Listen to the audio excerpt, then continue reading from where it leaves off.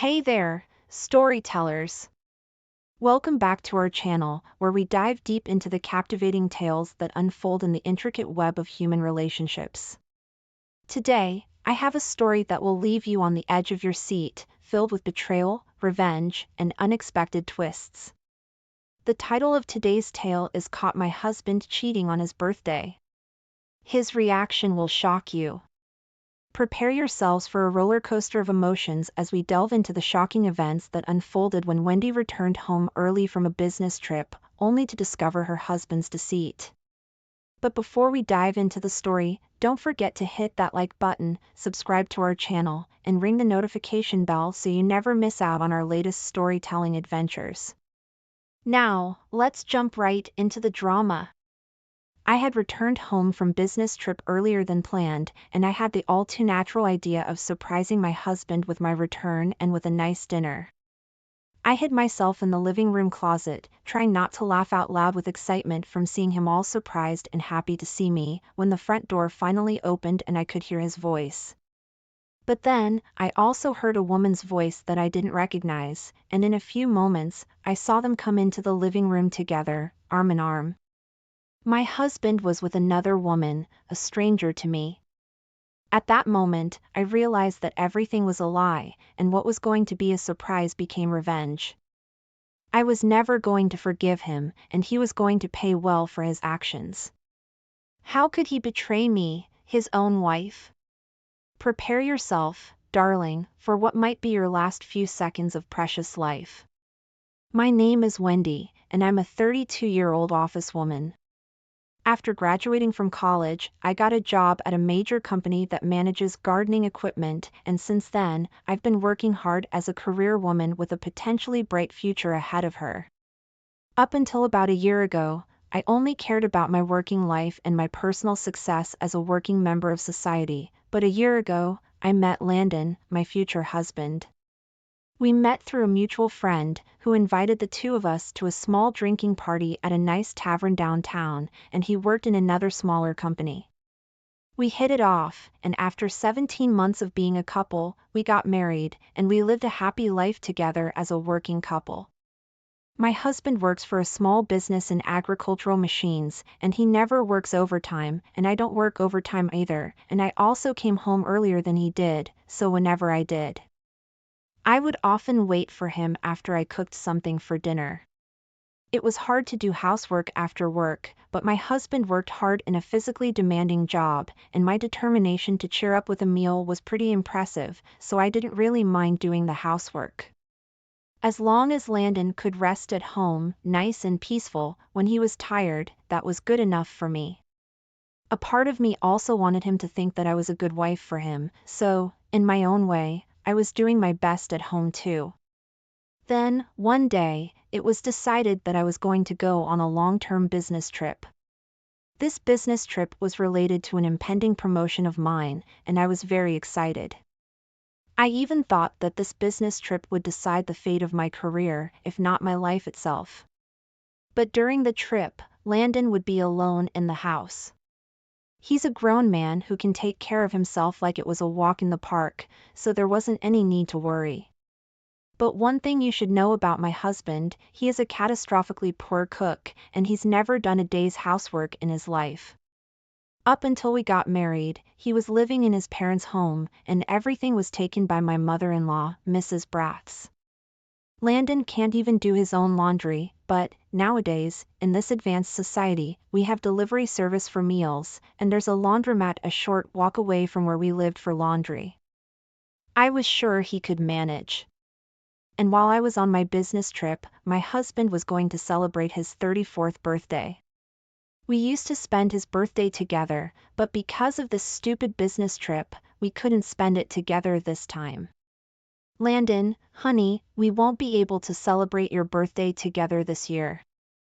I'm so sorry. Oh, Wendy, darling, it's okay. It can't be helped in this case. You have work to do. But good luck with your work, darling. I've always loved you because you always try to do your best. We'll do something to celebrate it again when you come back. How's that? That idea sounds awesome. Thanks so much. And I'm really sorry.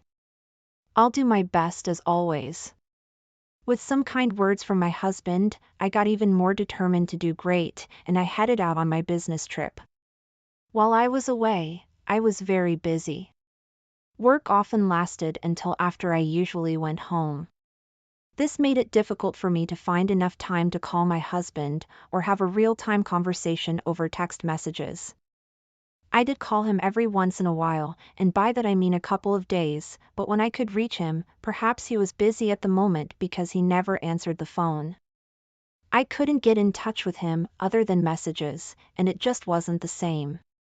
I missed him, but Landon had sent me off with his great words of encouragement, so I focused on working hard to land that big promotion. My hard work paid off in the end, because I finished a little bit early, and that meant that I could go home from my business trip a few days earlier than scheduled. I was so happy. I was able to come home on my husband's birthday, even though I told him I couldn't make it because of this business trip. I had the all-too-natural idea of surprising my husband with my return and with a nice dinner on the day of his birthday. The plan was that I would leave work early on his birthday and bring home Chinese food and a nice birthday cake for him and the wallet he wanted as a present. I had it all ready. I could only imagine how happy he would be to see me back home on his birthday. Just envisioning the look of surprise and excitement he would surely have on his face made me so eager to hurry up and get home. I arrived home long before he always did. That night would probably be the same as always. He would be home by 6 p.m. To surprise him, I hid in the living room closet. But even after 6 p.m., he still wasn't home. I wondered if it might be because he was celebrating his birthday with a bunch of his colleagues, and as I slowly began to be convinced that's what he was doing, I felt grateful for his friends. But I still wanted to see the look of surprise and excitement on Landon's face. So I didn't call it a night, even when it was after 6:30 p.m. I remained in the closet and waited for the familiar hum of his car. I was pretty tired from my long and tedious business trip where I spent an ungodly amount of time in front of papers and computer screens, and before I knew it, I was fast asleep. I only realized I was when I woke up a few hours later from the sound of a rumbling car engine. I opened the closet door slightly, and through the window, I saw the signal lights of the car scintillating. My husband had come home at last.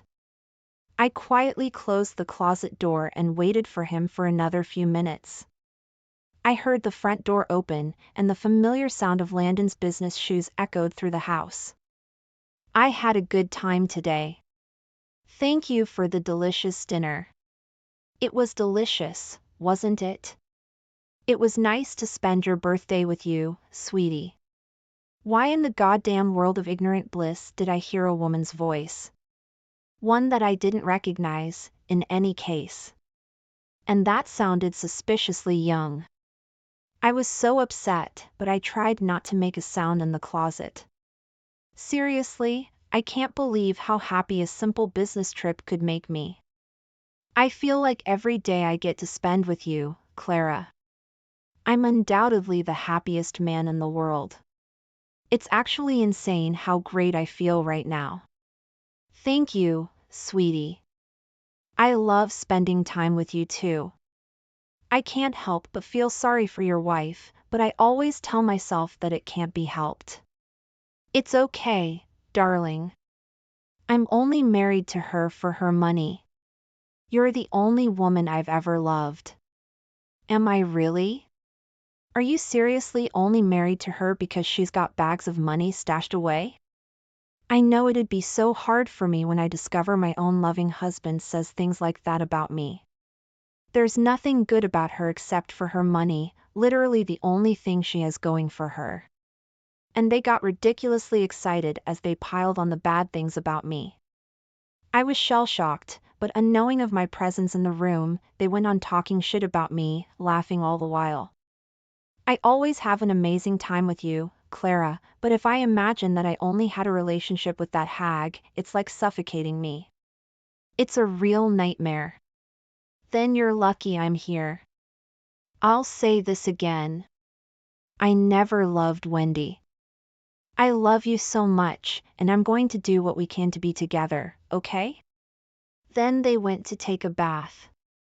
I took advantage of the opportunity and left the house quietly.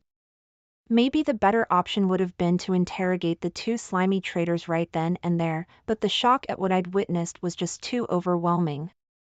It was extremely difficult to prevent myself from hyperventilating and screaming in sorrow. I couldn't face the reality just yet. I needed time to gather my senses first. I booked a hotel room nearby and stayed there that night. As I was trudging towards the hotel, my emotions got the better of me, and I suddenly started to cry. I sat down on a bench in a small park, ripped open the box that contained Lana's birthday cake, forced my fingers around a large clump of dessert, and stuffed it in my mouth. The cream tasted very sweet, and somehow my tears, which were streaming into my mouth at this point, added a nice little tang at the beginning of each bite. From the point of view of passerbys, I was basically a woman dressed in office uniform, stuffing a ridiculous amount of birthday cake into my mouth, crying all the while, and getting cream in every nook and cranny of my face. I definitely looked a suspicious person, but during that time of personal crisis, what people thought of me was the least of my problems, and I couldn't care less. After crying a legitimate rainstorm, my sadness towards the situation gradually transformed into anger towards my husband. I don't mean to say that he owes me something, but no one can deny I've done so much for him.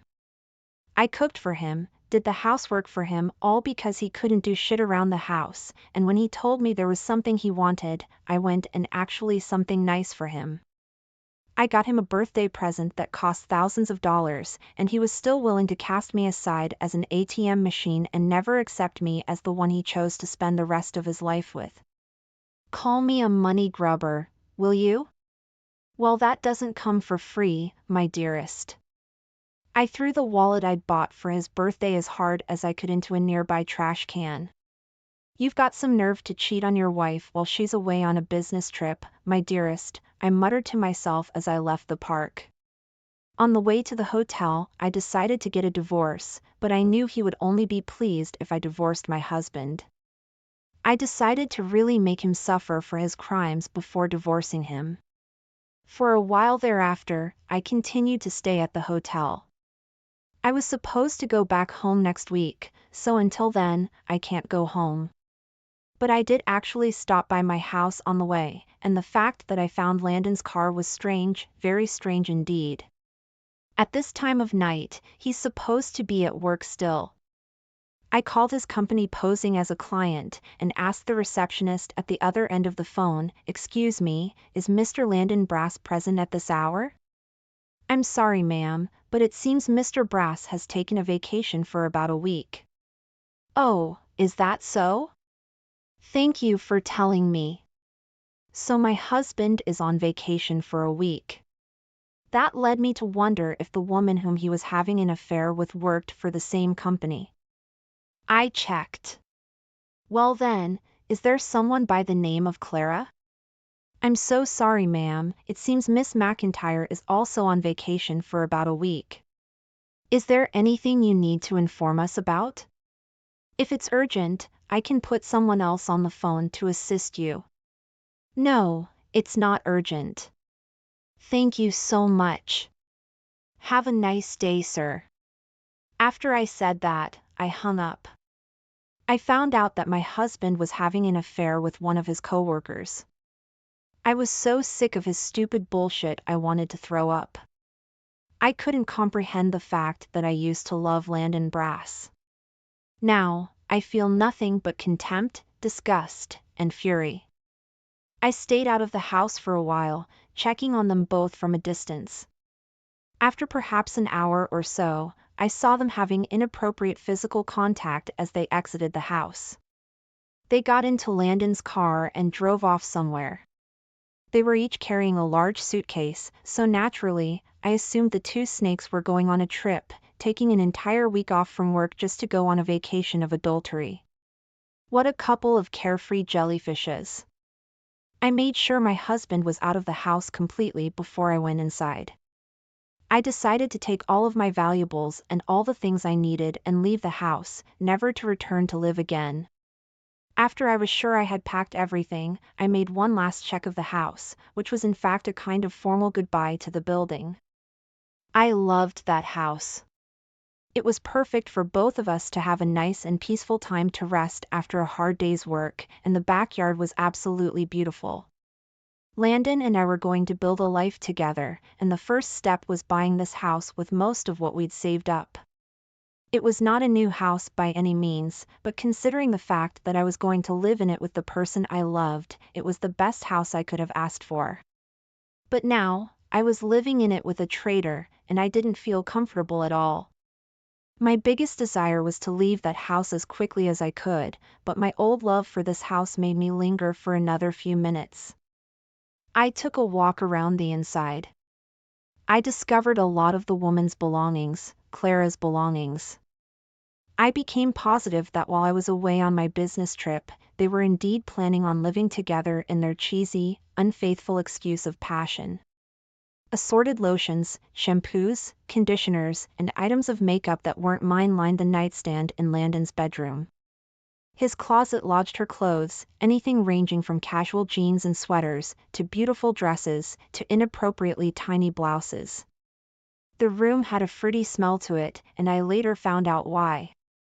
Landon's old bedsheets, which were now nowhere to be found, had been thrown away, probably, and replaced with new, orange-scented ones. When I saw all this, I was beyond angry. I was utterly mortified. I wondered what all the time we had spent meant exactly. Which had we been trying to build up the whole time? I left the house, and first went straight to a trusted lawyer, who helped me prepare for the divorce, and then I went to a detective agency to gather evidence against the affair. When I went to the house the second time, I probably should have taken pictures of the evidence, but I felt like if I took pictures with my phone, the scene would burn itself into my mind in the worst way possible, and I didn't like it. Additionally, I couldn't stay in the hotel forever, so I rented an apartment that could accommodate a tenant for a month at a time. That's where I put all the stuff I had packed and taken away with me when I left the house. I had to find a new, bigger, better place to live. By this time, I had already made up my mind on getting a divorce, and nothing was going to change my mind.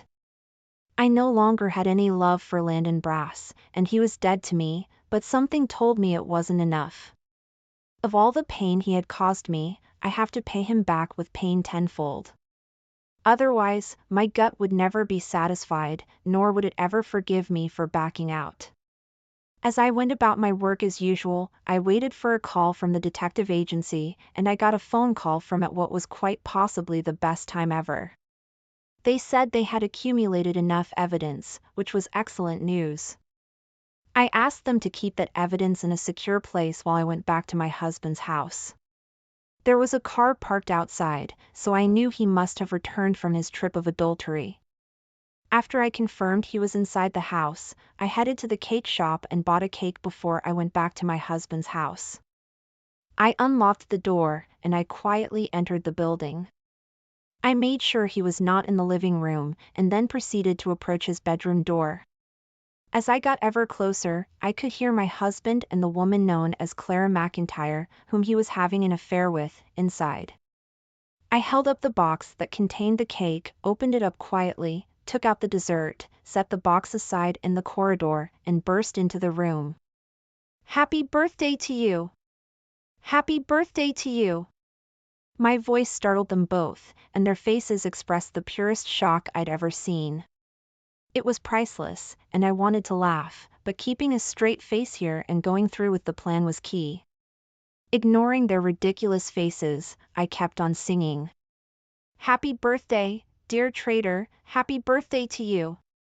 Once I finished singing, I threw the entire cake at my husband as hard and as accurately as I could.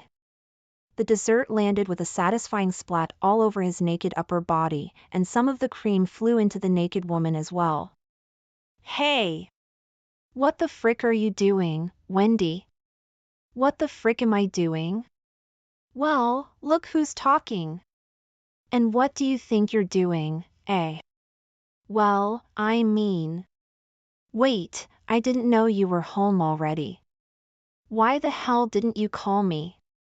Why didn't I call you? Listen, buddy, I'm about to clue you in on the truth here. I was already here on your birthday. I hope I didn't say anything more to help you understand. Oh my God, there's no way. My husband's mouth started to spasm, and his darling lover must have been more speechless than he. Her mouth gaped open and gave me the impression she physically couldn't get it shut. I think you just stole my frickin' line, Mr. Brass. There's no way I'm seeing any of this right now. Could you explain to what exactly it is you're doing? Well, this is, what does you know about this place, madam? This is my house, you know. Well. Perhaps my sudden intrusion really did the job to leave them catatonic. They were visibly upset, and they were not answering any of my questions. I'm only a money grubber, after all, and this lady is the only one you love, right? Well, I have just the remedy for that. From now on, you will pay me back all the money that you stole from me. I'm going to demand alimony from you, and you better pay me back every single penny you owe me. No sooner had I uttered the word alimony than my husband gasped, and then I looked at the woman whom he was having an affair with. She was shaking. Well, don't just stay there where you are, in that uncomfortable position. Get down on the floor, on your knees. I'm sure you'll feel a lot better that way. The moment I told her so, they both rushed off the bed, kneeled before me, and bowed their heads towards the floor. I'm sorry, I was having a little bit of fun with her. Since you were away working, I missed you, and the loneliness was getting to me. Yes, that's all true. I have a husband myself, but he never pays any attention to me, and I was in desperate need of someone who appreciated my company.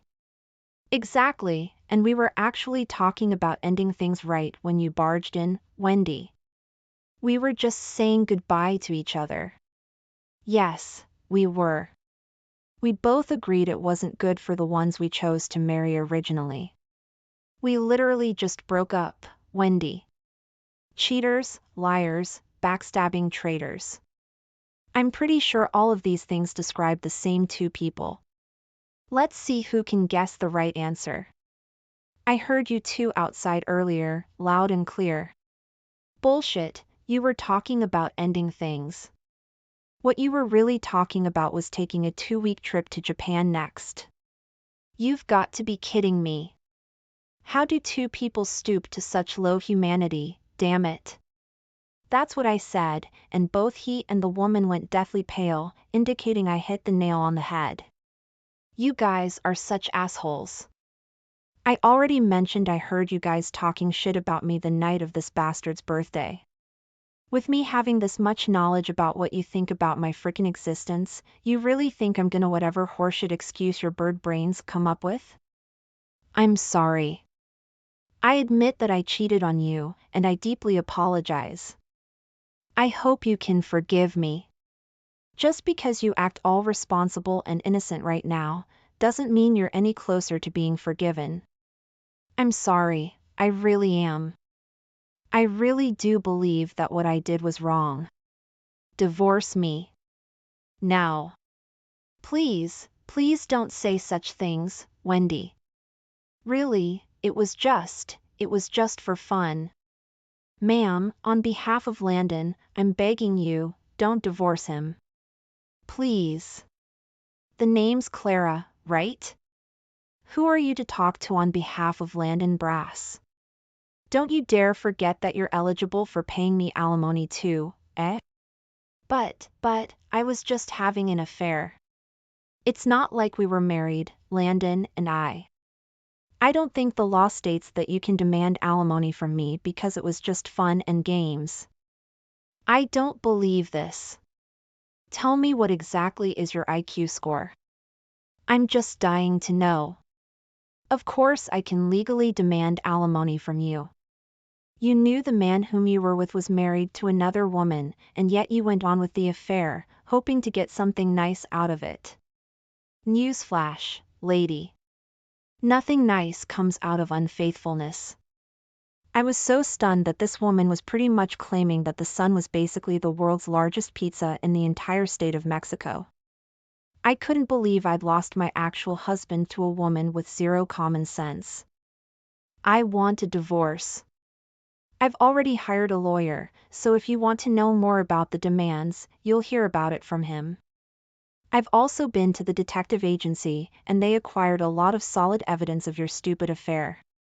If you're thinking of uttering excuses to get yourself out of this, don't freaking bother.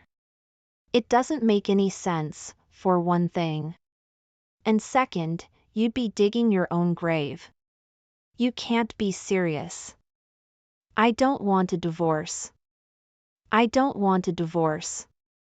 You even said you didn't want to talk to me. Being around me was enough to get you disgusted enough to want to run the frick away from this place. I don't know how you expect us to live with ourselves as a married couple, now that the relationship is ruined. Oh wait, of course. I'm the money grubber, so you literally need me in order to survive, right? No, that's not it. Oh darling, it's a shame. Because this year, I actually got you that luxury brand wallet you've been wanting for quite some time. I had it. Ready for you. And I was gonna give it to you. Now, it's in the trash. No, there's no way maybe you should have stayed true to yourself. Goodbye. That's all I had to say, and I left them with their grief and shame, alone in the house. Thereafter, Mr. Brass tried calling me a few times, but I ignored them all. I left everything to my lawyer. Mr. Brass was later fired from his job, perhaps the fact that I went to the company where he and the woman whom he was having an affair with worked, and gave them an official letter from the detective agency that contained the evidence of their adultery. Nowadays, it isn't uncommon anymore to hear about people that cheated on their husbands or wives, and it's pretty much common knowledge right now that anyone who does engage in such crimes against humanity will lose credibility in the company, and in life in general. How in the world did Mr. Brass and Miss McIntyre not know anything about that? Mr. Brass was so dependent on me for living expenses, so I wouldn't be surprised if he never saved a penny. Now that he was fired, he pleaded to me through my lawyer to let him pay the alimony and monthly installments. I agreed, as long as he paid me in full. As for Miss McIntyre, she was fired from her job and was left without any money. Mr. McIntyre found out about the affair. I believe he's also demanding alimony. She tried to turn to Mr. Brass for help, but found no luck with him, as he didn't have any savings whatsoever and was now working part-time. She decided she couldn't rely on him, and thus she betrayed him and replaced him with a man who seemed to be loaded with money. But that man turned out to be quite formidable because he didn't even work, and even though he's neck-deep in debt, he never failed to waste his money on stupid things like gambling and marijuana. Knowing that neither Mr. Brass nor Miss McIntyre are living happy lives after their affair was exposed makes me feel somewhat relieved. The irony is that now I know full well it's not good to take pleasure in other people's unhappiness. I got a big promotion after that long business trip I took, and I was praised as the first woman in the company's history to be promoted to that position at such a young age, 32. There are junior staff who admire me because of this achievement and makes me subconsciously put more time and effort into my work. It's a very good thing I love my work, and now I've set myself a new challenge. To be a good boss who sets a good example for my subordinates, to be a trusted employee of the company and contribute to bringing it to greatness, and to acquire what is needed to be promoted even further up in the ranks of the enterprise. Wish me luck, everyone! Thank you for sticking with us through this intense and emotional story. If you found it as compelling as we did, make sure to leave a comment below and share your thoughts. Don't forget to like the video and subscribe to our channel for more incredible stories. Hit the notification bell so you're the first to know when we release a new video.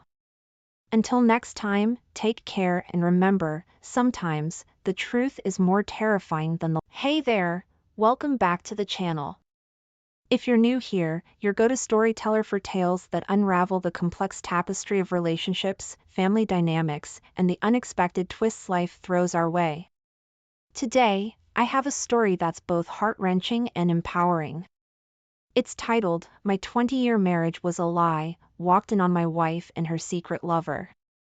This is a tale of love, betrayal, and ultimately, the resilience of the human spirit. Buckle up, because this one is going to take you on an emotional roller coaster. Been married to Sarah for 20 years. College sweethearts, the whole 9 yards. Built a good life together. Nice house, great kid. Thought we had it all. Well, guess what? Turns out happily ever after can take a sharp turn at, never saw that coming, lame. Booked a surprise flight back early from a business trip. Thought I'd surprise Sarah with takeout and a movie night. Key in the door, expecting the usual flickering TV, smell of her jasmine candles. Hit with silence instead. Empty house. Weird. Stomach started churning. Checked the bedrooms. Master door was unlocked. A sliver of light peeked out. Pushed the door open slowly. There it was. Like a scene from a bad soap opera. Sarah. Tangled in the sheets, with some random dude. Rage? Yeah. There was rage. But mostly, a cold emptiness. Didn't yell. Didn't scream. Just a strangled noise that escaped my throat. The dude scrambled out of bed, fumbled for his clothes, and bolted. Sarah? Tears, apologies, a babbling mess. Didn't hear a word. Just stood there, the picture of betrayal hanging in the air. That's when the plan started forming. Didn't want a screaming match, throwing things. Needed to be clear-headed, strategic. Feigned acceptance, told her we'd talk in the morning. Spent the night on the couch, the image of them burned into my brain. Morning light brought a strange kind of calm. Pretended everything was normal while secretly gathering evidence. Phone records, receipts, anything to prove what happened. Hired a lawyer, a shark. The kind who takes no prisoners, especially cheating spouses. Sarah noticed the lawyer. Panic set in. She tried talking, pleading. Didn't care. The truth would come out, and she'd pay. The lawyer was good. Found hidden bank accounts, a trail of secret art sales Sarah had been keeping from me. Turns out, while I was grinding away at work, she was playing the starving artist with a secret stash. The divorce was brutal. Exposed the affair in court filings. Sarah became the town pariah. The other guy vanished without a trace. Justice, in a way. Got full custody of our son. He needed stability, away from the wreckage of our marriage. Sold the house, a fresh start for both of us.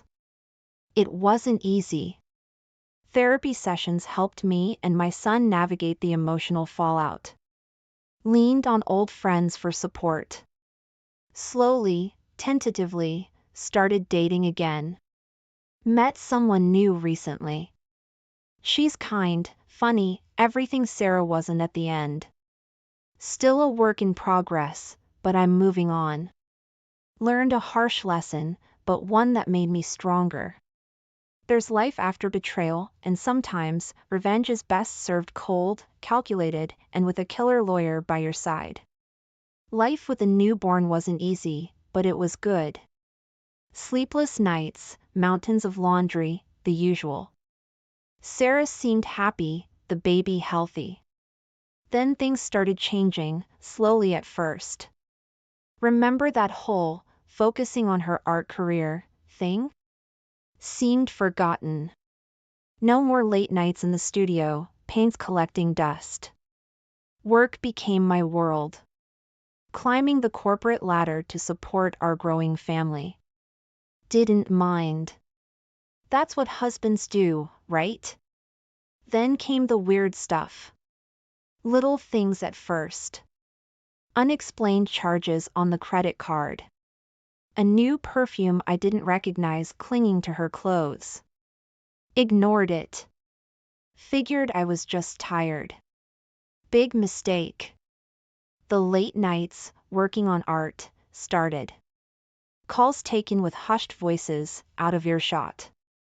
Missed dinners. Excuses that never quite fit. I tried talking to her, asking what was wrong.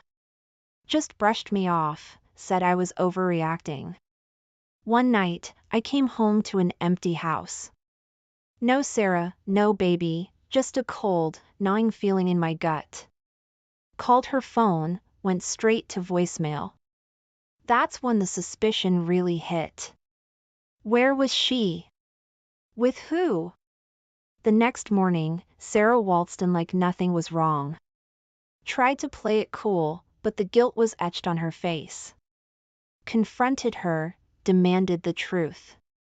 Stuttered excuses, tears, the whole drama queen routine. Didn't buy it. Something bigger was going on. That's when I knew this wasn't just a rough patch. This was betrayal, and I wasn't going to let her get away with it.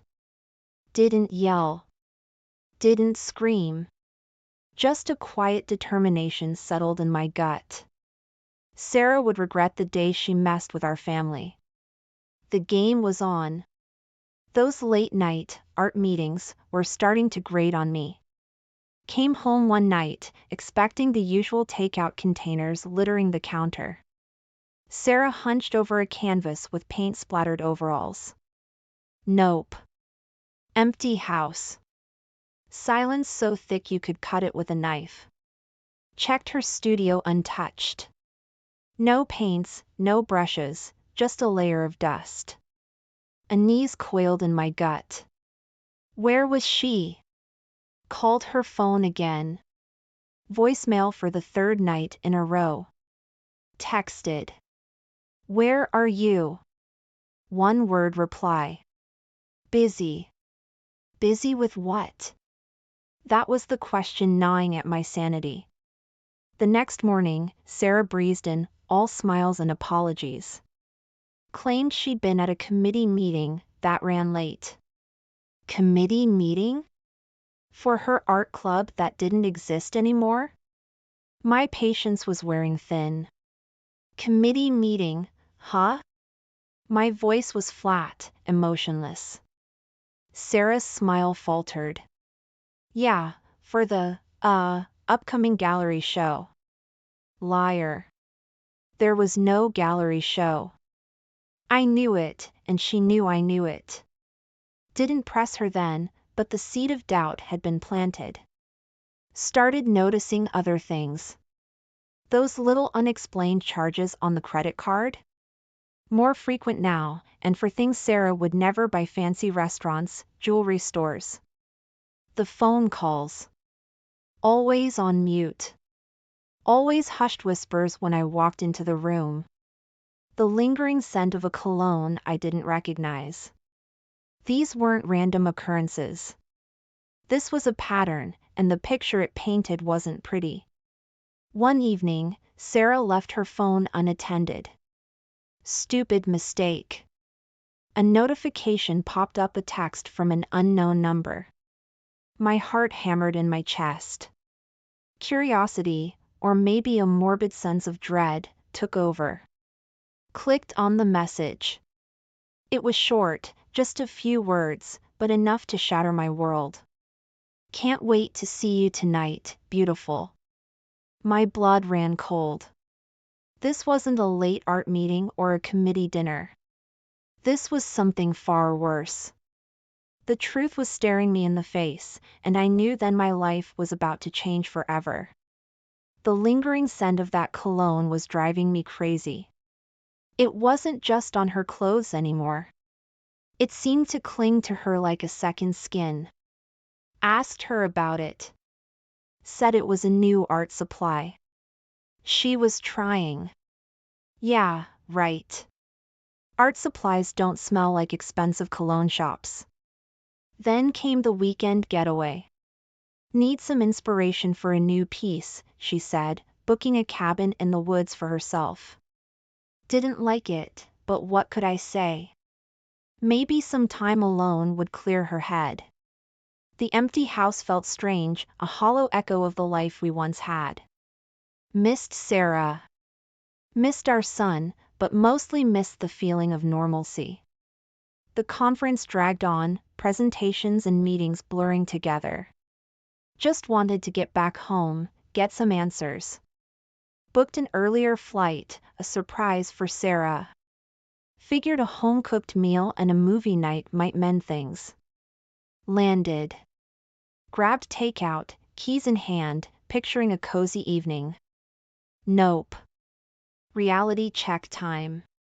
Walked in the door, expecting the usual flickering TV, smell of her jasmine candles. Hit with silence instead. Empty house.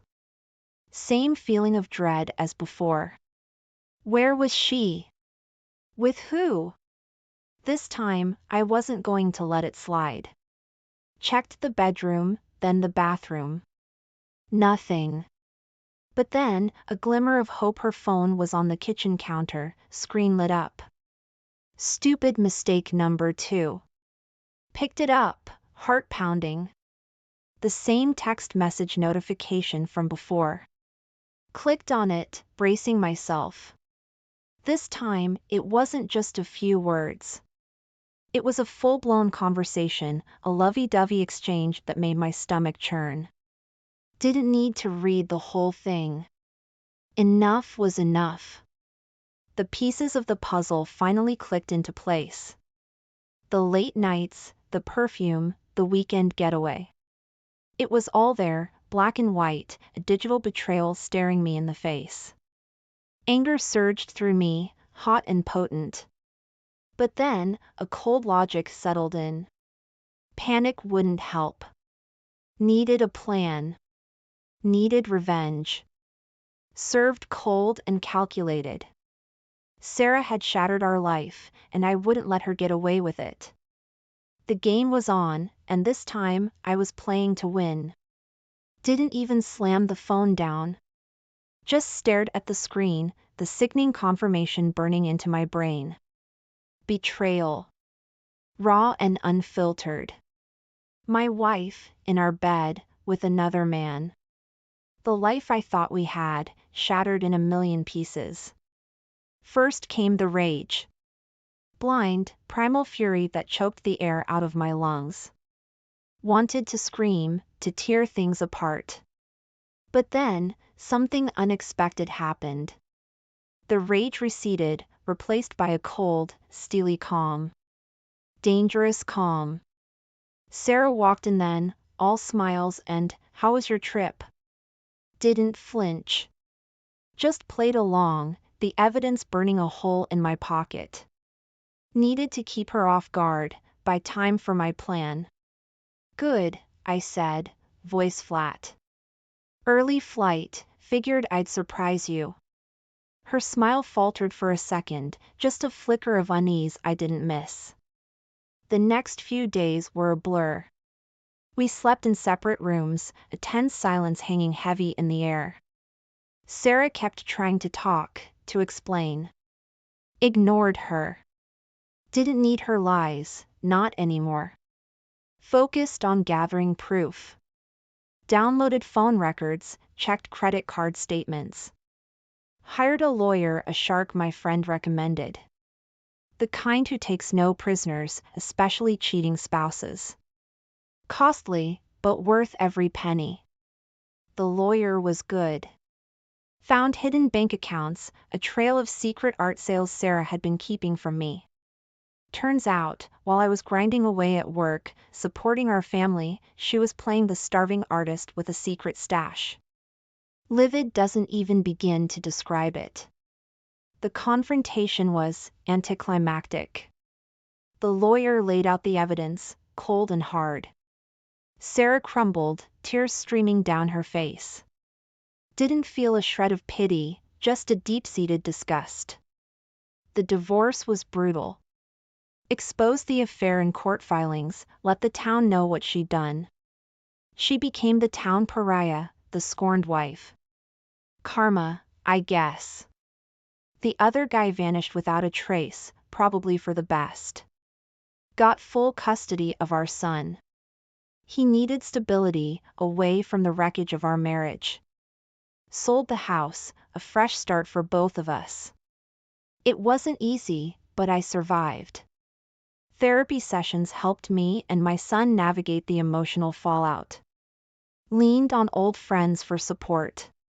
Slowly, tentatively, started dating again. Met someone new recently.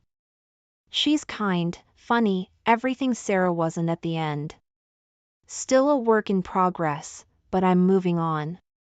Learned a harsh lesson, but one that made me stronger.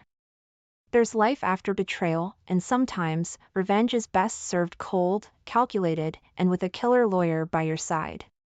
Don't let anyone mess with you or your family. Fight back. That's what I did. The silence after Sarah's breakdown was deafening. No tears, no apologies, just a whimpered plea for forgiveness. Didn't even look at her. Didn't deserve eye contact. The betrayal was a fresh wound, raw and throbbing. But something else bubbled beneath the hurt, a cold, steely resolve. She might have shattered my trust, but she wouldn't break me. No way. Didn't want a screaming match, throwing things. Needed a clear head, a plan. Feigned acceptance. Mumbled something about needing sleep.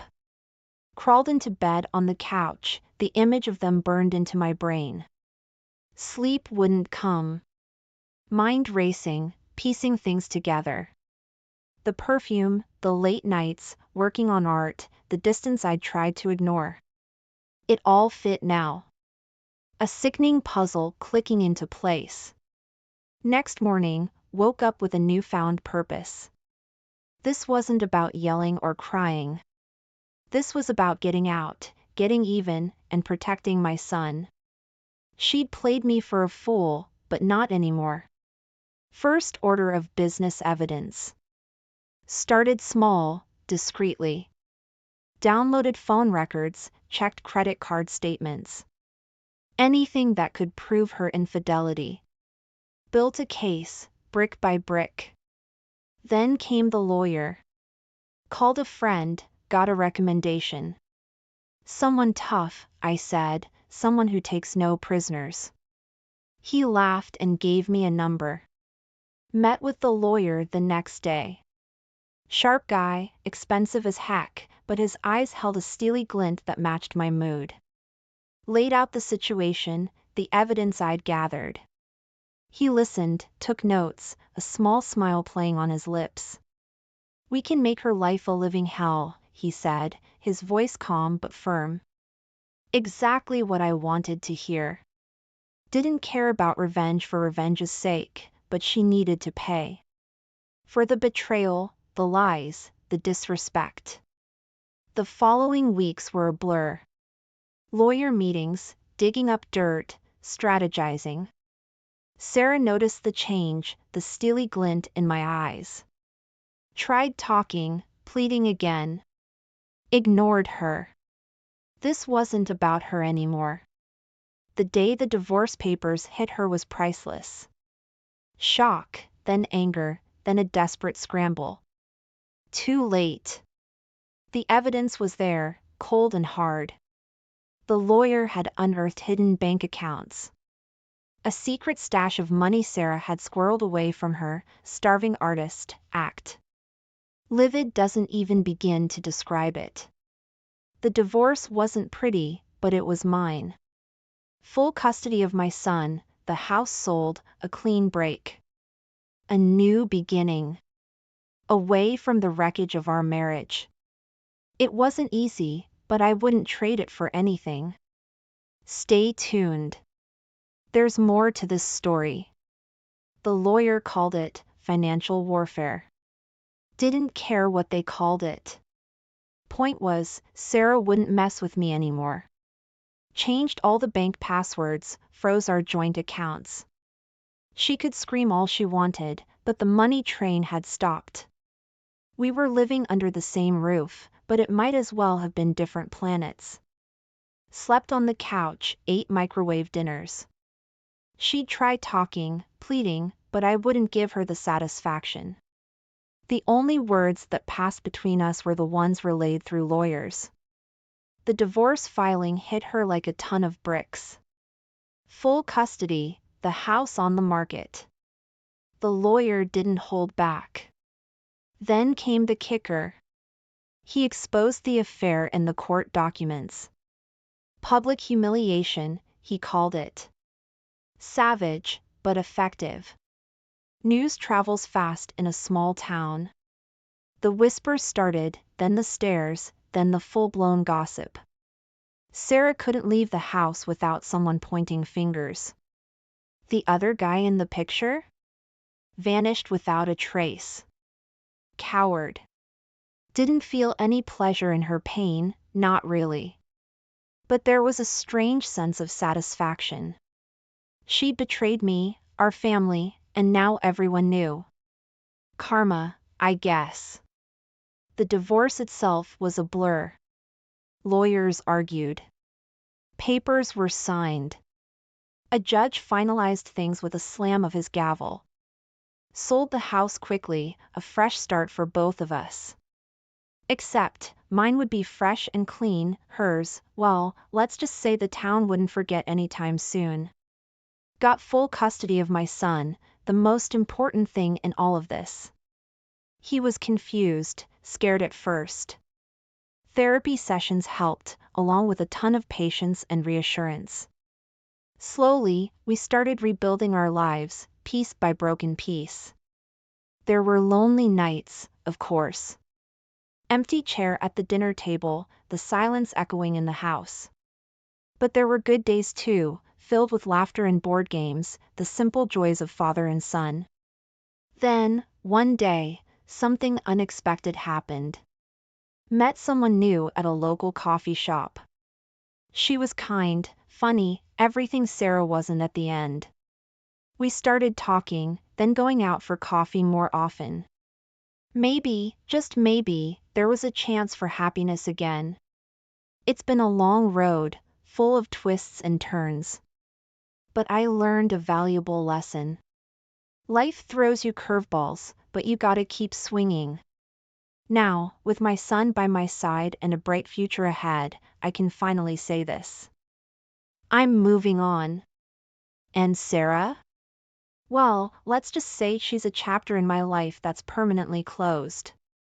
The lawyer called with an update, a smirk in his voice. Found a little surprise, he said.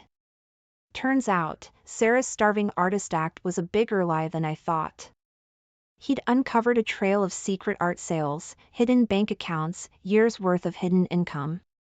Blood pressure spiked, but the lawyer just chuckled. This changes everything, he said. He was right. With this new evidence, the divorce settlement took a sharp turn.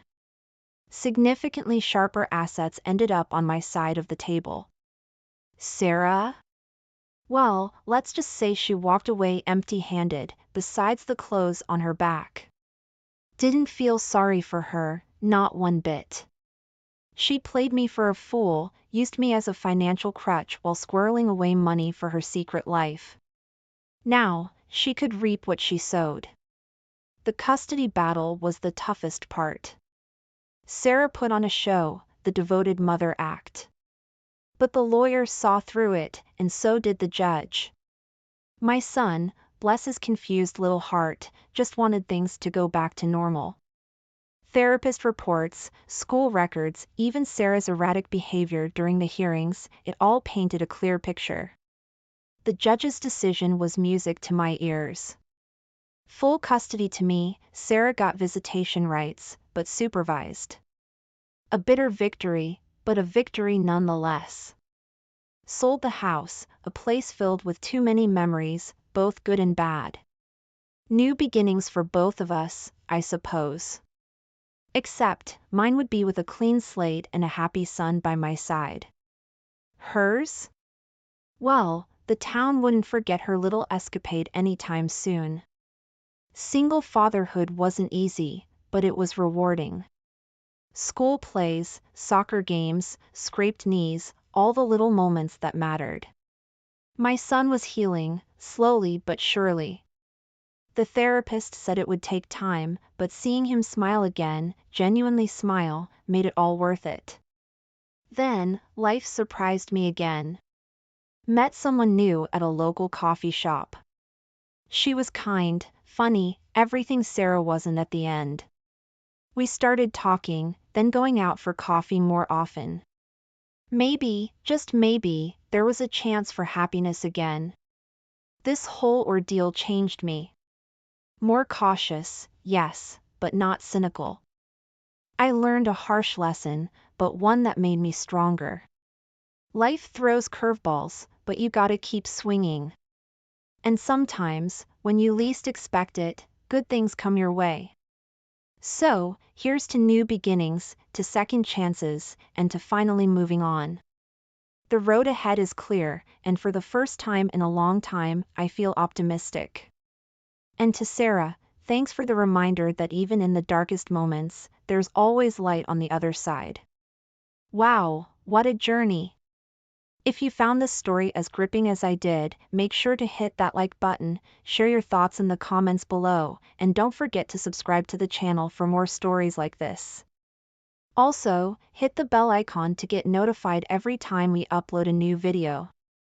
Thanks for watching, and until next time, stay strong, stay resilient, and remember, even in the darkest moments, there's always a light at the end. Welcome back to our channel, where we delve into the most intense and jaw-dropping stories about relationships, family dynamics, and the struggles we face in society. Today, we have a story that will leave you absolutely stunned. Imagine being in a marriage for 15 years, trusting your spouse implicitly, only to find out she was cheating on you while you were recovering from a serious injury. Not only that, but she also tried to use her position as an attorney to threaten and belittle you in court. Join me as we unravel this shocking tale titled, "My Attorney Wife Cheated on Me While I Was Recovering from Surgery and Threatened Me in Court." This story is called "Accident Attorney Gets Hammered for Her Infidelity." I actually thought I would never be on a forum, but here I am sharing my story of my wife of 15 years, who is a prominent accident attorney who had caught cheating on me with another attorney. I don't have any kids. She has a daughter from a previous relationship who shares a place with another woman. My wife never married and I am in my second marriage. My wife is 46 and I am 48. She had this attitude that she was invincible because she was an attorney and the judge would see things her way. Our bedroom life went straight to zero. Once I got injured on my job, I work construction and most of the time our jobs are seasonal. So when work is slow, I have to take odd jobs to make up for the lost wages. My wife was very supportive and attentive in the beginning. I wasn't mobile as much, and I had to depend on her in the beginning stages after many surgeries. My injury was, I fell from a scaffolding and broke my left arm and left leg and foot. I was in the hospital for a few weeks and had to have surgery to repair my arm, which they placed a metal rod in it. And in my leg, they had to put a steel plate and 6 screws. It was a very long process of healing. I was out of work for almost 2 years.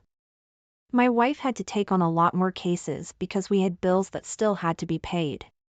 She started working longer hours and sometimes she wouldn't come home until late at night. I would already be in bed because I was on so many different pain medications that I couldn't stay up later than 9 p.m. She would come home. Sometimes she would be in a bad mood and I would ask her what was wrong. And she would say that she was just tired from working all day.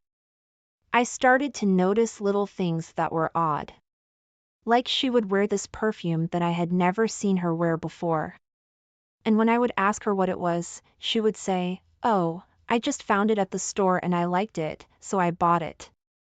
I also noticed that she was taking more showers than usual and she started working out more. I didn't think anything of it.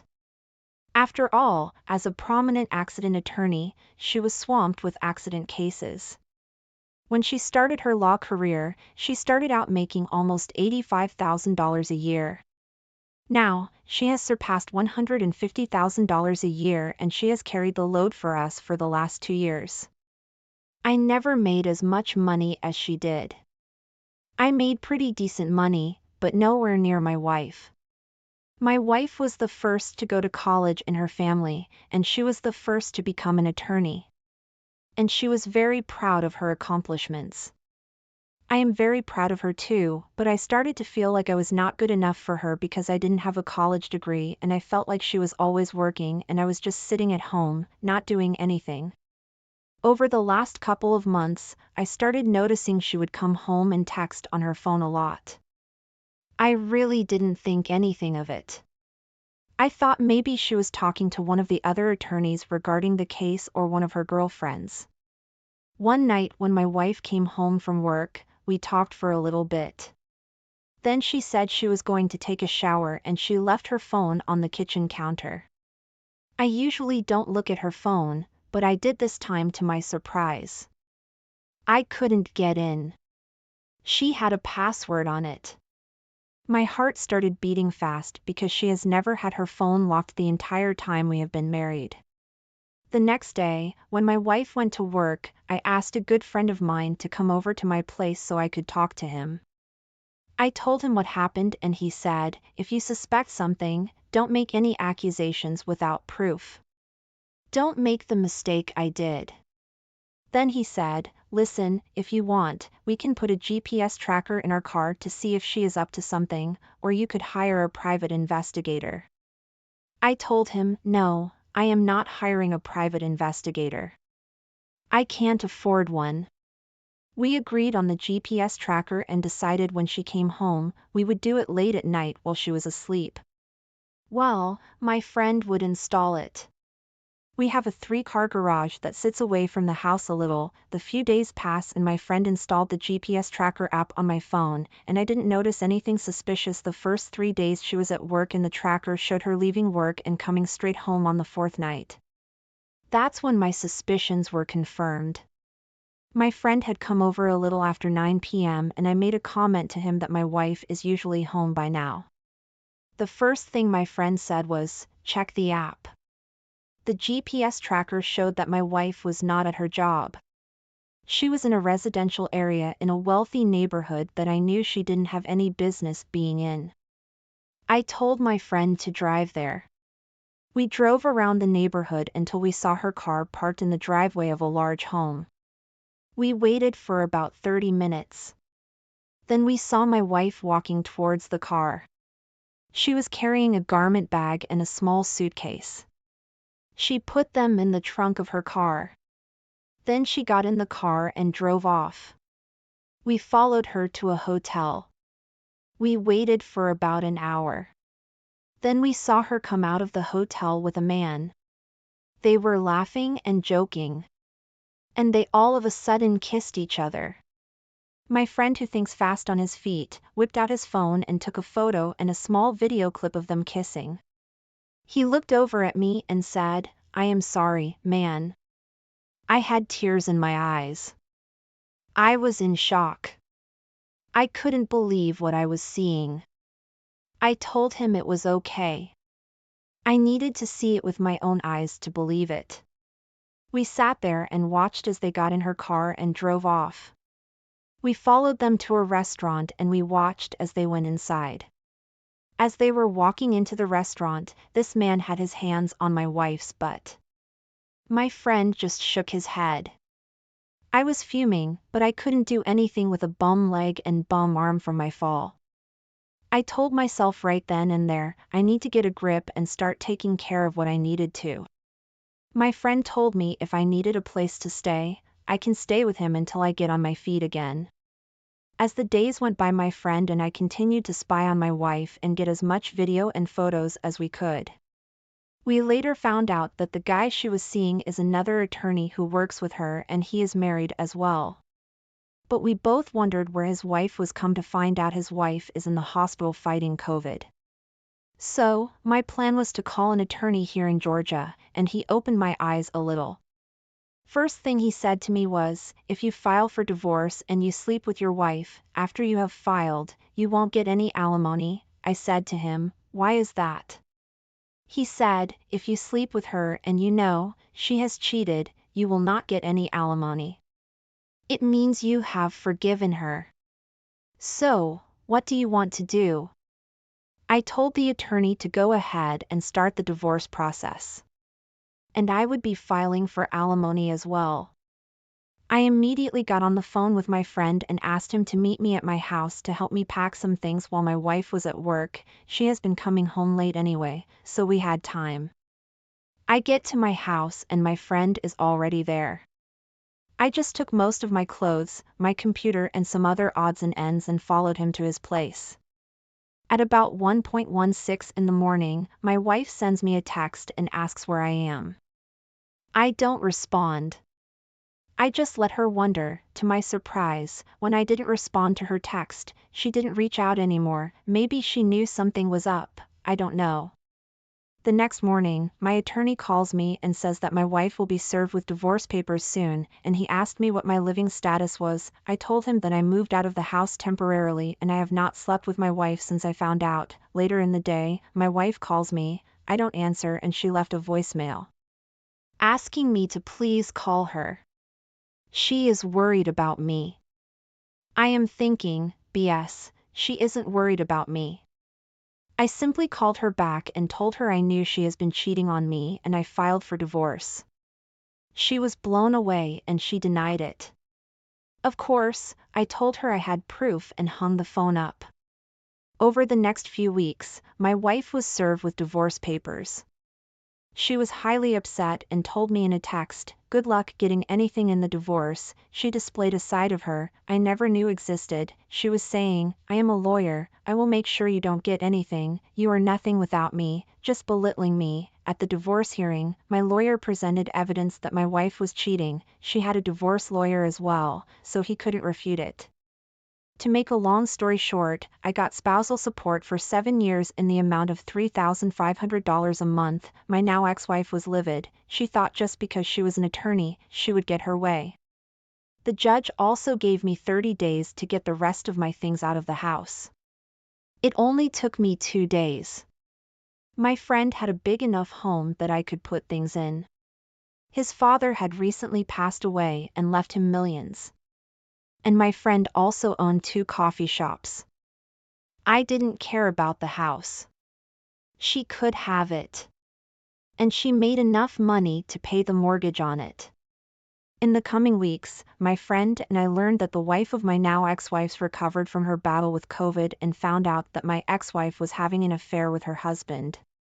She went to their law firm and confronted them both in front of the other attorneys. They didn't get fired, but they were both reprimanded. And my ex-wife was told that if anything like this ever happens again, she will be fired. The law firm didn't take kindly to that type of publicity. I found out in the craziest way. The wife of my ex-wife's AP called me one day and told me everything. I couldn't believe it, and to top off the crazy stuff, my ex-wife sent me a text, wanting to talk and offered to cook me dinner. I read the text and deleted it. Since the divorce and finding this all out, I have been getting better with my mobility, exercising more to regain my strength. My friend, who is a godson, offered me a job to help him run his 2 coffee shops. So, things are looking up for me. I won't be ready to date anyone for a few months. I am not mentally ready for that. I don't think I can trust any woman right now. Thank you everyone for all of the encouraging comments. If you enjoyed the story, please like, comment, and consider subscribing to the channel for more content. I sincerely appreciate your time. Thank you for watching.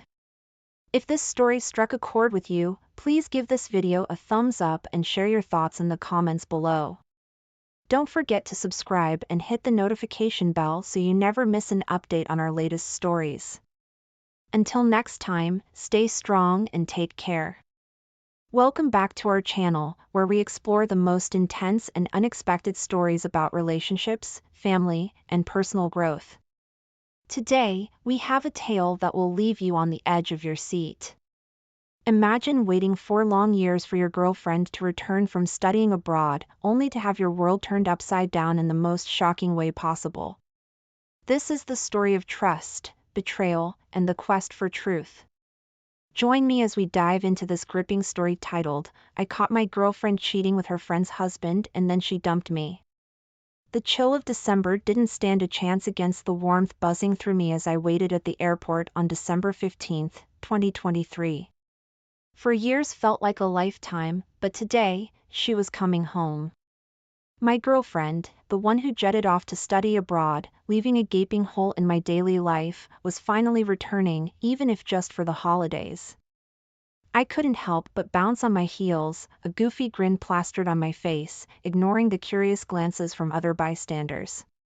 When she finally emerged, slightly tipsy from the flight's indulgences, our eyes locked, and it was like we were the only 2 people in the world. The drive home was surreal. She was here, in my car, her laughter filling the space between us, cutting through the years of distance.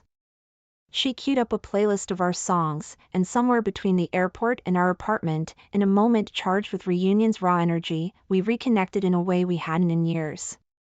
It was spontaneous, a bit reckless, but it felt like reclaiming a part of us lost in time. Walking into our apartment, I caught her glancing at her phone more often than I remembered. There was a slight shift, a sort of secrecy in the way she'd angle the screen away from me. But hey, after years of long distance, trust was our foundation. I shrugged it off, attributing it to her needing to catch up on messages from friends or perhaps jet-lagged, making her crave some personal space. The next day, we ventured out for brunch at our favorite spot, the one where we had our first date. It felt normal, comfortable, and right. We talked, laughed, and shared glances that said, "I've missed this." The physical connection was undeniable, a reminder of the chemistry that had first drawn us together. It felt like we were picking up right where we left off, no distance or time could dampen what we had. Yet, as days passed, her phone became a constant companion during our moments together. Movie nights ended with her on one end of the couch, me on the other, and her attention firmly locked on her screen. I noticed, sure, but never brought it up. Why stir trouble when everything else felt so right? December 22nd rolled around too quickly, and she was packing up to spend Christmas with her family abroad. She promised we'd stay in touch, FaceTime every day, and share in the holiday spirit, despite the miles. It sounded perfect, but the reality was different. Getting her on a call became a Herculean task, each attempt met with excuses about family outings or bad Wi-Fi. Concern crept in, whispering doubts I was quick to silence. We did manage to connect on Christmas Day, though, and for a while, it was like nothing had changed. We laughed, reminisced, and made plans for the future. Plans filled with hope and shared dreams. But as the call ended, and I was left in the silence of my apartment, the joy of the moment faded, leaving me with an unease I couldn't quite shake off. Was I just being paranoid, or was the distance between us more than just physical now? The trust that had once been unshakable now seemed to have developed hairline cracks, invisible but ever present. As I lay in bed that night, staring at the ceiling, I couldn't help but wonder if the distance had changed us more than I'd realized, or if, maybe, I was just afraid of what the future held for us. The air was frosty when she returned on December 27th, but the chill inside wasn't from the weather. It was her, distant like she'd brought back a piece of the foreign winter in her heart. She was glued to her phone, her fingers swiping with purpose, her eyes rarely meeting mine. Even as I tried to close the gap between us on the couch, she'd subtly shift away, her phone always in hand. It was like she was physically there, but miles away in spirit. Then came December 30th, a day that started like any other but ended with my world turned upside down. "We need to talk," she said, the weight of those words hanging heavy between us. She talked about feeling neglected, about mistrust that seemed to come out of nowhere. I was blindsided, scrambling to find words, to understand where all this was coming from. "I just think it's best if we end things," she concluded, her voice steady, her decision seemingly final. Desperation kicked in. "We can work through this," I pleaded, my mind racing to offer solutions, changes, anything. "I can be better, more attentive, whatever you need." But her resolve was a fortress, my words, mere whispers against its walls. She had made up her mind, leaving me grappling with a reality I wasn't ready to accept. However, a sliver of hope emerged when we decided to give it another go on our city break planned for January 2nd. It was like a ceasefire, a brief respite from the turmoil. Those days were a mix of the familiar and the tentative, moments of intimacy intertwining with bursts of laughter. It felt like navigating a minefield blindfolded, exhilarating yet terrifying, not knowing if the next step would bring us closer or set everything ablaze again. By January 6th, as I drove her to the airport, the goodbye was filled with promises of effort and making it work. Yet, the unease lingered, a silent passenger on the ride back home. Her words said one thing, but the hesitation in her voice, the fleeting looks, told a different story. It was like watching a replay of our happiest moments, only this time, the colors were muted, the sounds a little off. The drive home was a blur, my thoughts a jumbled mess. The silence of the apartment was a stark contrast to the chaos in my mind.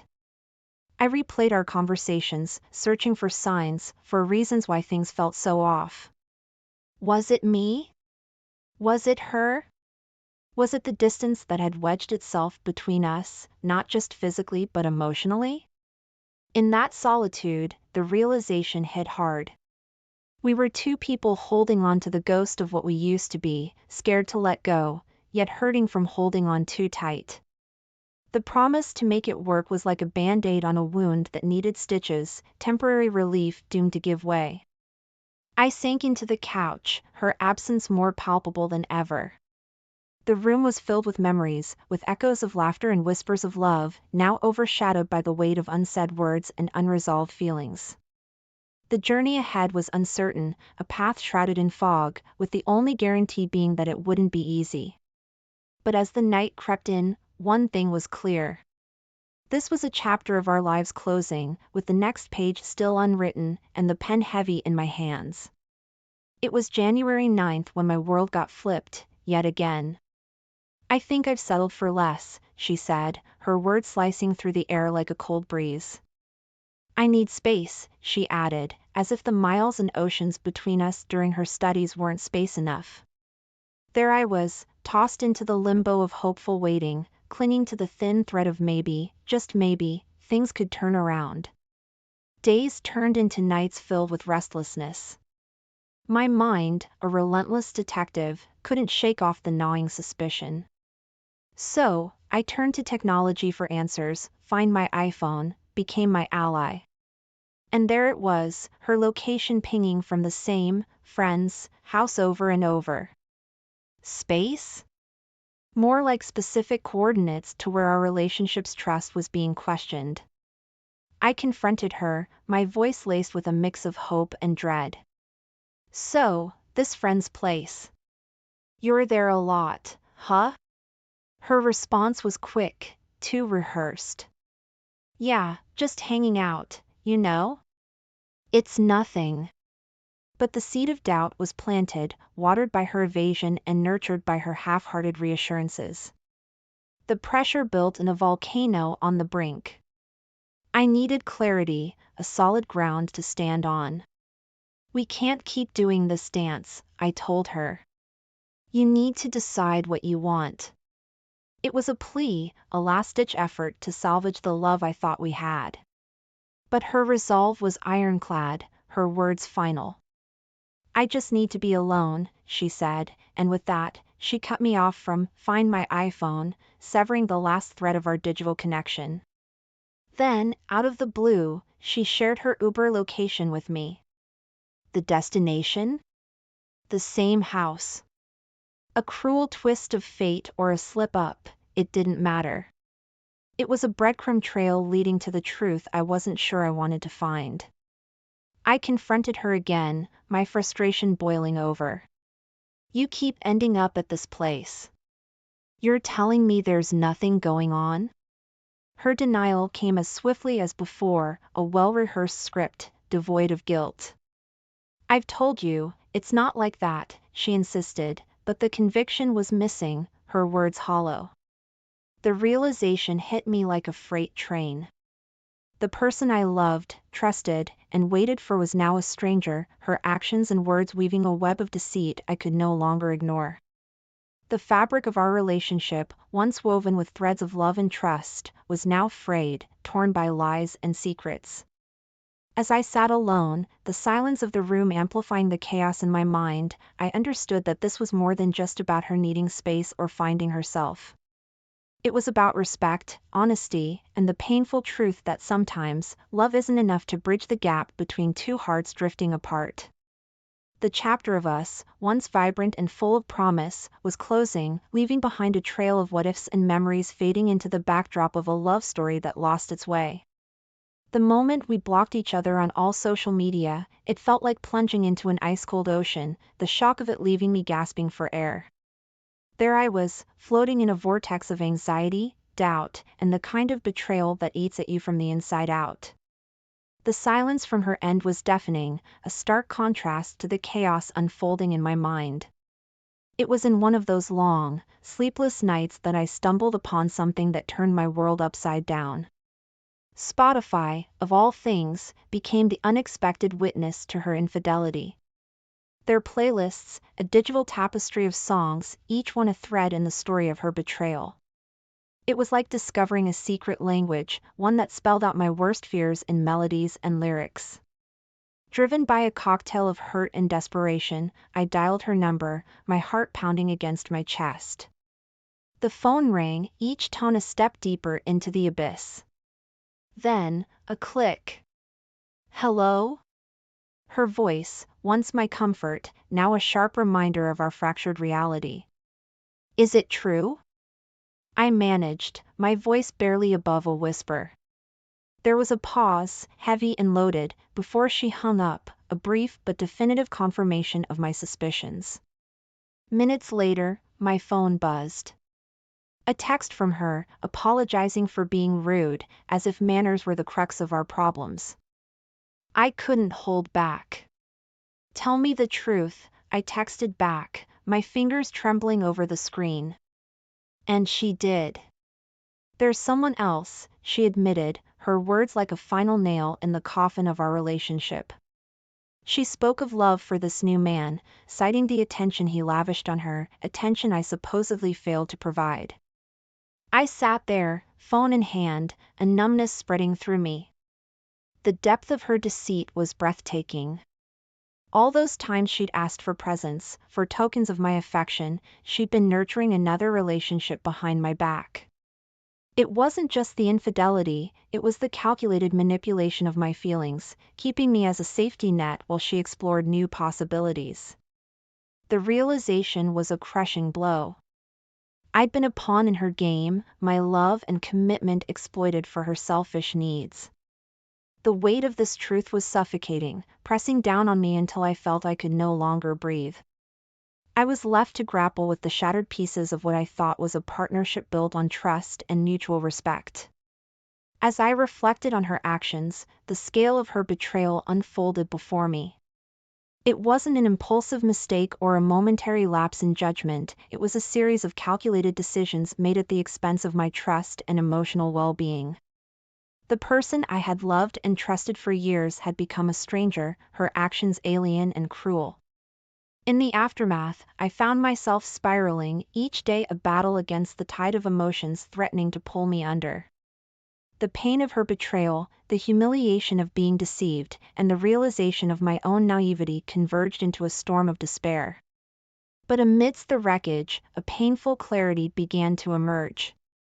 I understood that this wasn't just about her infidelity or the end of our relationship, it was a harsh lesson in self-respect and the importance of recognizing one's worth. The road to recovery would be long and fraught with challenges, but it was a journey I had to undertake, not for her, but for myself. As I faced the daunting task of rebuilding my life, I knew that the scars of her deceit would always be a part of me. Yet, in that moment of profound loss, I also found a glimmer of hope. Hope that, with time, I could learn to trust again, to love again, and most importantly, to forgive, not for her sake, but for my own.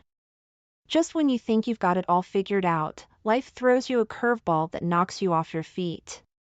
That was me, the guy who thought he had the perfect relationship, until the day I stumbled upon the undeniable proof of her betrayal. It was like a gut punch, the kind that leaves you gasping for air, questioning every moment, every memory. The discovery was just the beginning, the catalyst for a descent I hadn't seen coming. I found myself caught in a whirlwind of emotions, swinging wildly between wanting to fix what we had and burning everything to the ground in search of revenge. It was a toxic mix, one that began to eat away at the fabric of my daily life. Work became an afterthought, a place I showed up to but wasn't really present. Deadlines slipped by unnoticed, and projects that once ignited my passion felt like burdens. I was unraveling, thread by thread, and the worst part? I didn't even care. My family and friends, they noticed. How could they not? I was a shell of the man I used to be, hollowed out by anger and pain. They reached out, hands extended with words of comfort and offers of escape. But I pushed them away, too consumed by my own sense of betrayal to accept their help. I've got this, I'd say, a lie I told myself more than anyone else. As the days turned into weeks, I became a detective in my own twisted drama, piecing together the timeline of her infidelity. Social media, once a place of shared photos and happy memories, became my hunting ground. Every like, every comment, a potential clue. Mutual friends, once sources of joy, were now interrogated, their words sifted for hints of deceit. My obsession knew no bounds.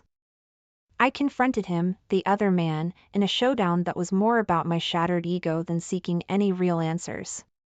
Words were exchanged, tempers flared, and for a moment, I teetered on the edge of violence, driven by a desire to reclaim some semblance of control. But this path, this need for vengeance, it led me down dark alleys I never intended to explore. Legal warnings soon followed, a stark reminder that my quest for justice was veering into dangerous territory. Privacy violations, they said, harassment claims, words that felt like handcuffs, restraining my every move. In a desperate bid for vindication, I turned to social media, airing our dirty laundry for the world to see. It was a mistake, a miscalculation driven by pain. Instead of rallying allies, I found myself more isolated, caught in the crossfire of divided loyalties. Friends I'd known for years chose sides, leaving me adrift in a sea of judgment and whispered conversations. Work, my once secure haven, became a battleground. My performance, hampered by sleepless nights and days spent in the grip of obsession, plummeted. Warnings turned into stern conversations, and eventually, the demotion came. It was a blow, not just to my career but to my identity, a confirmation of the failure I felt etched into every aspect of my life. I was lost, adrift in a storm of my own making, unable to see the shore. The man I once was, confident, driven, happy, seemed like a stranger, a distant memory overshadowed by the wreckage of the present. The pursuit of truth, of some semblance of justice, had cost me more than I ever imagined, leaving me to wonder if any of it was worth the price. In the thick of a storm you've whipped up yourself, there's a desperate kind of clarity that comes with knowing you've got nothing left to lose. That was me, gearing up for one last stand, a final showdown that I hoped would bring me some semblance of closure. I was gunning for remorse, maybe a sliver of guilt, or at the very least, an explanation that made sense of the chaos she'd left in her wake. We met in the very cafe where our story began, the irony of the setting not lost on me. There she was, the same, yet unrecognizably different, her indifference a stark contrast to the turmoil churning inside me. As I laid bare my pain, seeking some acknowledgement of the wreckage, her responses were cold, calculated. The finality in her voice, the way she spoke of her new life without a hint of regret, it was a clear message. I was a chapter firmly closed.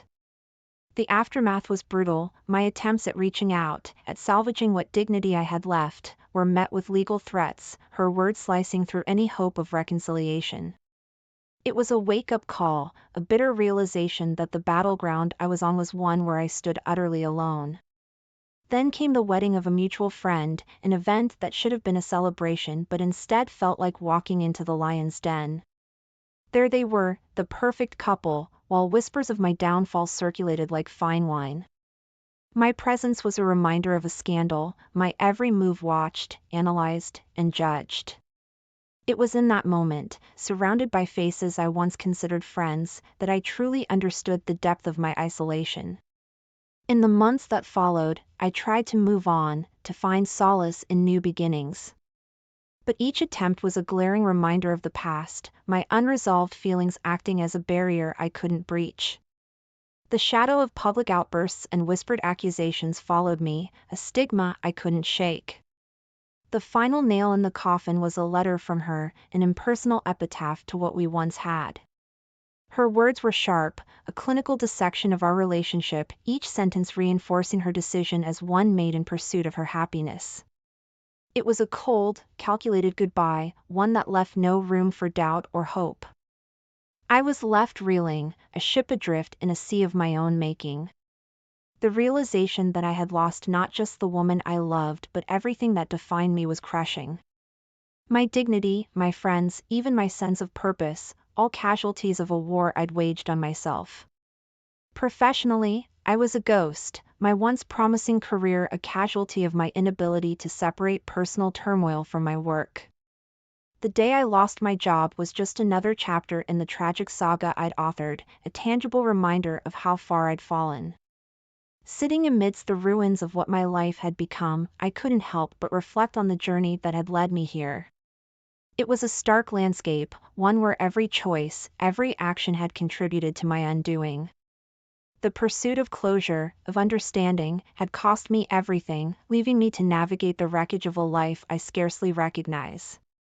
In the aftermath of heartbreak and betrayal, I found myself adrift in a sea of confusion and sorrow. The life I knew, the love I cherished, was gone, leaving behind a void that seemed impossible to fill. It was during these darkest hours that I stumbled upon an online forum, a haven for souls shattered by deceit. Reading through the stories of others, I felt a kinship in our shared pain, a flicker of hope in the solidarity of our experiences. Compelled by this newfound community, I took the brave step of seeking therapy. Sitting in that small, dimly lit room, I poured out my heart to a stranger. It was a daunting task, unraveling the layers of trust, betrayal, and the raw wounds of my public breakdown. Yet, with each session, I felt a weight lifting, a clarity emerging from the fog of my despair. It was during this period of self-reflection and healing that fate threw a curveball my way, a chance encounter with a woman who sparked something in me I thought was lost forever. Her laughter, her empathy, it offered a glimpse of what could be. But the specter of my past loomed large, the scars of betrayal too fresh, sabotaging what little hope we might have had for something more. The realization that I needed a fresh start was sudden but undeniable. I decided to move to a new city, to leave behind the ghosts of my past relationship and the failures that haunted me.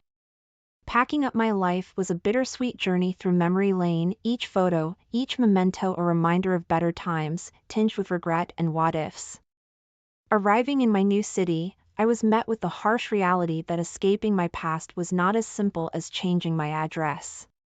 Despite the physical distance, the reach of social media and the whispers of mutual connections ensured that my reputation had followed me. The shadow of my former life cast a long, dark silhouette over my attempts to start anew. The offer of a new job provided a much-needed distraction, a chance to rebuild my professional life and, perhaps, my sense of self. Yet, connecting with my new colleagues proved challenging. The fear of repeating past mistakes, of opening up only to be hurt again, kept me at arm's length, trapped in a self-imposed exile. In search of an outlet, a way to process my journey and perhaps help others navigating their own paths through heartbreak, I started a blog. Writing anonymously, I shared my story, my mistakes, my lessons learned. The act of putting words to my pain, to my growth, became a therapeutic endeavor, a way to make sense of the chaos that had once threatened to consume me. Now, as I stand looking out over the skyline of my new city, I'm struck by the duality of my circumstances. Yes, I've managed to put physical distance between myself and the reminders of my past, but the emotional scars remain, a testament to the cost of love and betrayal. It's a sobering realization, one that comes with its own form of peace. For in acknowledging the scars, and accepting the pain and the lessons it has taught me, I find myself ready to face whatever comes next, armed with a deeper understanding of myself and a cautious hope for the future. The journey has been long, fraught with setbacks and moments of despair, but also marked by growth and unexpected moments of grace. As the sun sets on this chapter of my life, I'm reminded that while the past may shape us, it does not define us. The true measure of our strength lies in our ability to rise from the ashes of our darkest days, to forge ahead with resilience, and to open our hearts once more, despite knowing the risks. This is the true cost of love and betrayal, but also the undeniable value of hope and redemption. Thank you for watching. If this story resonated with you, please give this video a thumbs up and share your thoughts in the comments below. Don't forget to subscribe and hit the notification bell so you never miss an update on our latest stories. Until next time, stay strong and welcome back to the channel, everyone. I'm thrilled to have you here for another captivating tale that will tug at your heartstrings and keep you on the edge of your seat. Today's story is one of love, betrayal, and the quest for self-discovery. It's titled "I Tested My Girlfriend to See If She Loved Me for My Money, and It Backfired Horribly." Al looked at Tori, who deftly took the roll with the stick and put it in her mouth. She acted as if she had been going to restaurants since childhood, although she lived in a small apartment and worked as an accountant. Tori looked great.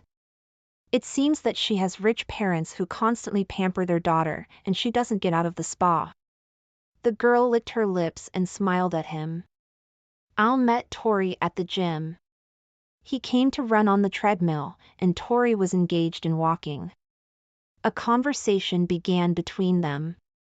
She turned out to be a very interesting and quick-witted girl, so the young man's head quickly went around. Al was fascinated by her sincerity and spontaneity. But then, relatives and friends began to give advice to the guy. Al's mother said that he chose a girl for himself from the category of those who only need money from a man. His mother reproachfully expressed, his father supported her with a displeased expression on his face. Al tried to think differently. He was fine with Tori. He didn't believe that she was a windy girl or a liar. But those around him stubbornly imposed a completely different opinion on him. Therefore, condemnation settled in his soul like a heavy stone, no matter how much he wanted to get rid of them. But Al increasingly began to notice the fact that he began to treat Tori differently than before. He constantly tried to find a catch in her behavior. He wanted to understand if she was really interested in him, or if she only needed his money. And one day, he decided to talk to Andrew, his good old buddy, about Tori and his parents' relationship with her. Andrew said, "Tori is a 100% hunter for wealth.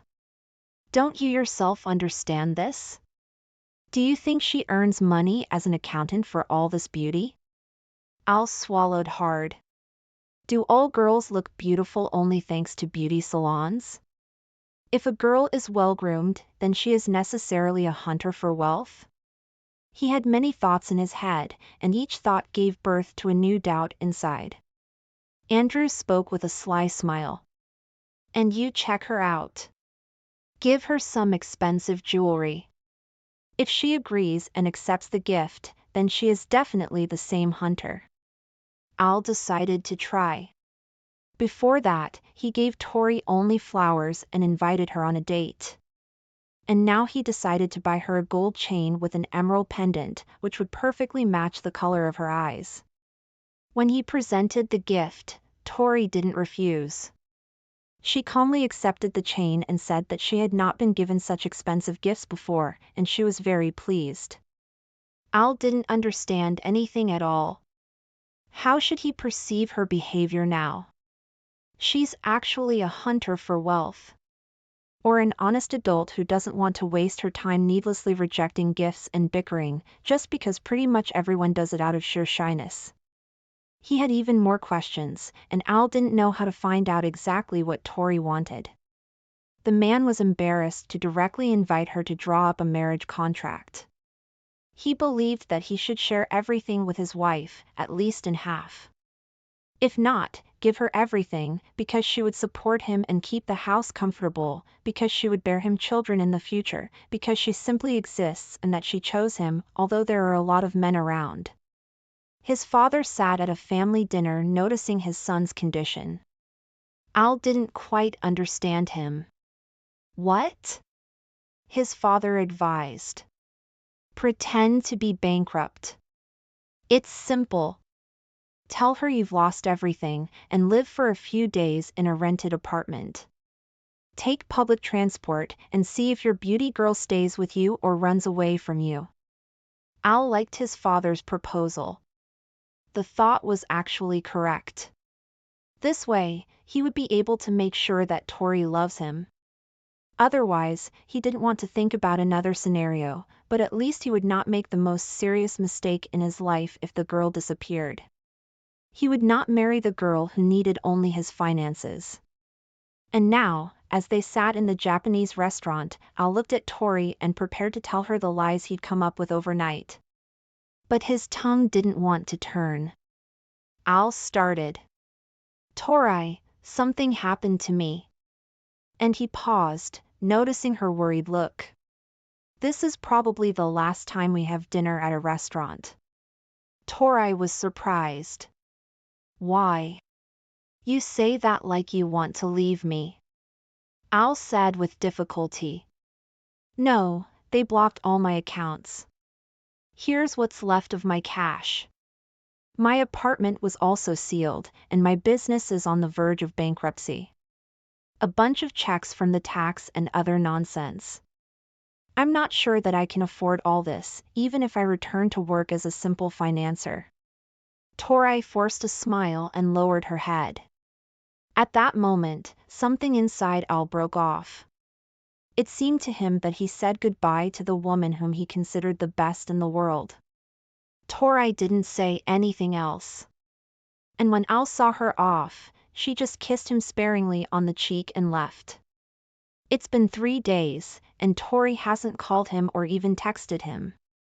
Al wanted to dial her number, but didn't dare. She made a decision and chose not him. So she didn't really love him. The man played this thought over and over in his head. However, 6 months of a happy relationship couldn't just disappear from his thoughts. They left an indelible mark. Al wanted to talk to the girl and sort out the situation.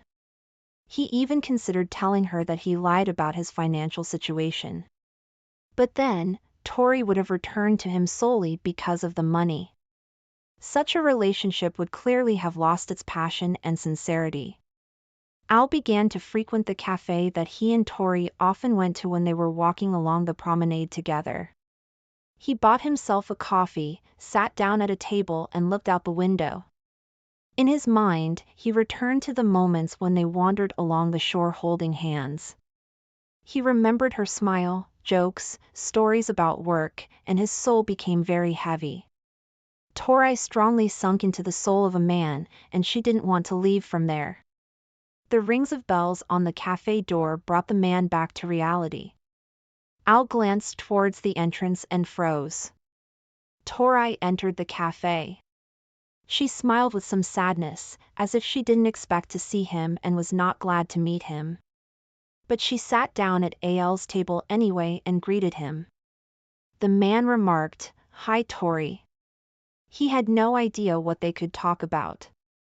Only a week and a half had passed, and his soul went to his heels as soon as he saw her. And in that second, he was ready to confess everything and ask her to come back because he missed her. He went crazy without her. The girl started first. "How are you doing? I see that everything is fine with your business. I recently saw your interview on TV." Al opened his mouth, but closed it because the waiter came and he could at least gather his thoughts a little to properly express what was on his soul. Tori ordered ice cream and coffee with cream, and the waiter left. Al looked at the girl.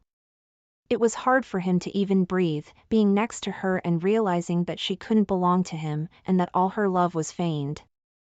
And now she approached him, most likely because she saw his interview on TV. "Tori, I have to tell you something." Al hesitated to reveal his lies, although he wanted to tell her that she had failed the test.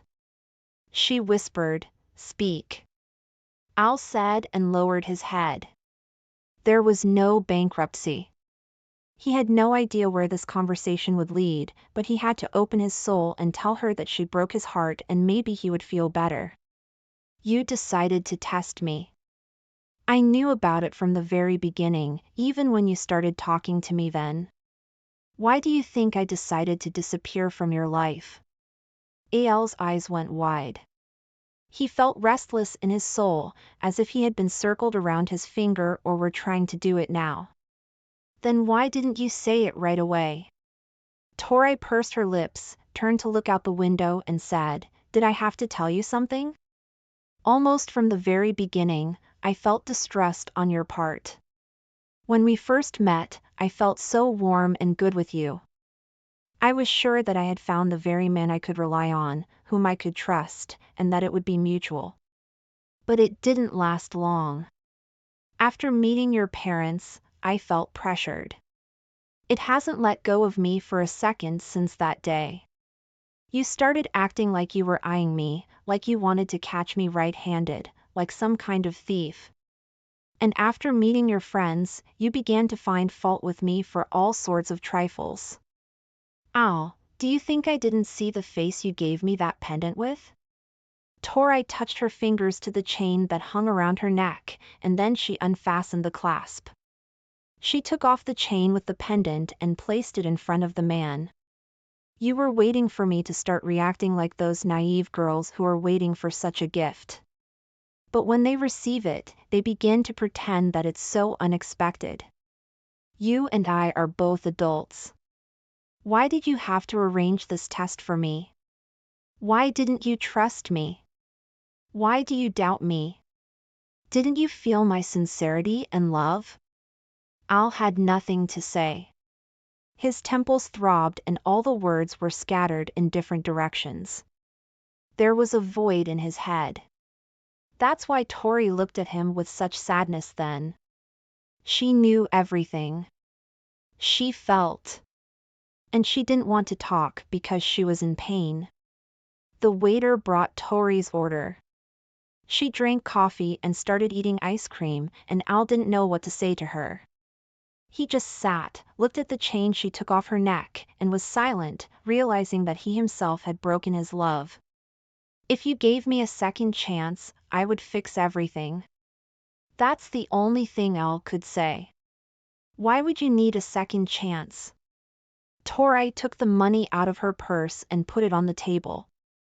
She rose to her feet and looked at the man.